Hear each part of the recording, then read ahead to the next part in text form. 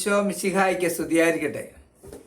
കർത്താവായ യേശുക്രിസ്തുവിൻ്റെ പരിശുദ്ധ നാമത്തിൽ നിങ്ങൾക്കെല്ലാവർക്കും സമാധാനം ആശംസിക്കുകയാണ്.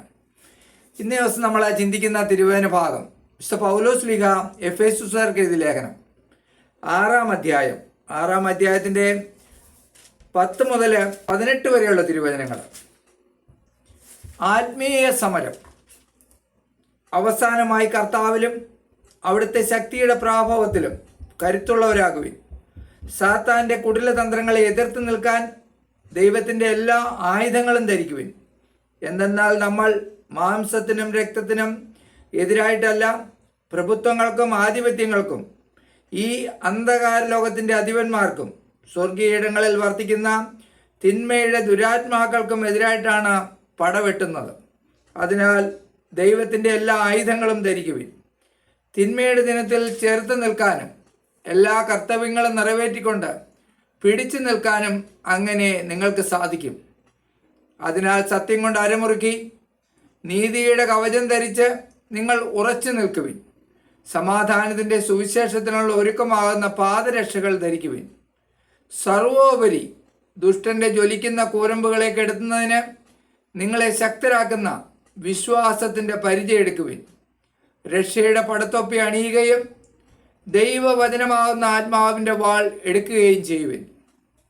നിങ്ങൾ അപേക്ഷകളോടും യാചനകളോടും കൂടെ എല്ലാ സമയവും ആത്മാവിൽ പ്രാർത്ഥന നിരതരായിരിക്കുവിൻ. അവിശ്രാന്തം ഉണർന്നിരുന്ന എല്ലാ വിശുദ്ധർക്കും വേണ്ടി പ്രാർത്ഥിക്കുവിൻ. Praise the lord. പ്രിയ സഹോദരങ്ങളെ, വിശുദ്ധ പൗലോസ് ലീഗ ഈ എഫേസുകാർക്ക് എഴുതിയ ലേഖനത്തിൽ എഴുതുന്ന സമയത്ത് റോമൻ തടവറയിൽ ഇരുന്നുകൊണ്ടാണ് പൗലോസ് ലീഗ ഈ ലേഖനം എഴുതുന്നത്. അവിടുത്തെ പടയാളികളുടെ ആയുധങ്ങൾ വെച്ചിട്ട് അത് ആത്മീയ ആയുധങ്ങളാക്കി മാറ്റി അതിനൊരു അടയാളം പോലെ നമുക്ക് പറഞ്ഞു തന്നിരിക്കുകയാണ്. അപ്പം നമ്മൾ ഇത്രമാത്രം വിശുദ്ധിയിലും അത്രമാത്രം ഒരുക്കത്തിലും വേണം തിന്മയ്ക്കെതിരെ പോരാടാൻ. മധ്യസ്ഥ പ്രാർത്ഥന നടത്തുന്ന ഒരു വ്യക്തിയെ സംബന്ധിച്ച് ഇടയ്ക്ക് നിൽക്കലാണ്.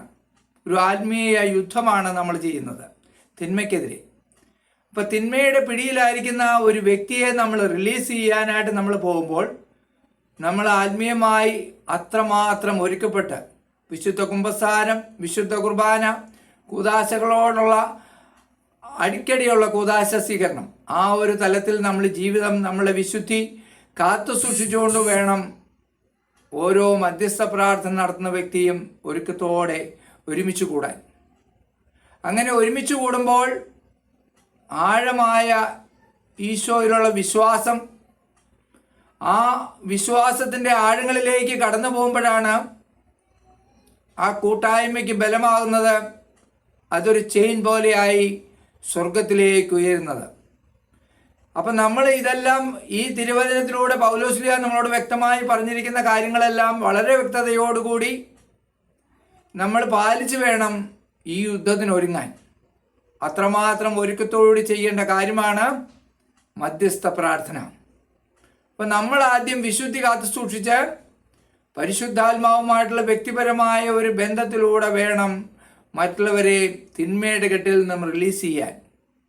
നമ്മൾ സാധാരണ ഒരു അടിപിടി കേസിനകത്ത് ഇടപെടാൻ പോവുകയാണെങ്കിൽ പോലും അങ്ങോട്ടും ഇങ്ങോട്ടും രണ്ടുപേരും അടിപിടി ഉണ്ടാക്കുന്ന സമയത്ത് നമ്മൾ അവരിൽ ഒരാളെ രക്ഷപ്പെടുത്താൻ നമ്മൾ ചെല്ലുമ്പോൾ ചിലപ്പോൾ നമുക്കിട്ടൊരു തട്ട് കിട്ടിയെന്നിരിക്കാം. പക്ഷേ നമ്മൾക്ക് എല്ലാവിധ കരുതലുകളും ആത്മീയമായ ഈ പൗലോസ് അപ്പോസ്തലൻ പറഞ്ഞിട്ടുള്ളത് പോലെ അത്രമാത്രം ഒരുക്കത്തിലാണെങ്കിൽ ആ വ്യക്തികൾക്ക് ആ തിന്മയുടെ ശക്തിക്ക് നമ്മളെ ഒന്നും ചെയ്യാൻ സാധിക്കില്ല. കാരണം കർത്താവിൻ്റെ സംരക്ഷണത്തിലാണ് ഞാനും നിങ്ങളും മധ്യസ്ഥം വഹിക്കുന്നത്. അപ്പം എന്നെ ശ്രമിച്ചുകൊണ്ടിരിക്കുന്ന സഹോദര സഹോദരി, വളരെ ഒരുക്കത്തോടുകൂടി ഇന്ന് നടമാടിക്കൊണ്ടിരിക്കുന്ന എല്ലാ തിന്മകളിൽ നിന്നും സകല മനുഷ്യരെയും രക്ഷിക്കാൻ മധ്യസ്ഥ പ്രാർത്ഥനയിലൂടെ നമുക്ക് മുന്നേറാം. സർവശക്തനായ കർത്താവ് നിങ്ങളെയും നിങ്ങളുടെ കുടുംബത്തെയും സമൃദ്ധമായി അനുഗ്രഹിക്കട്ടെ. ആമേൻ.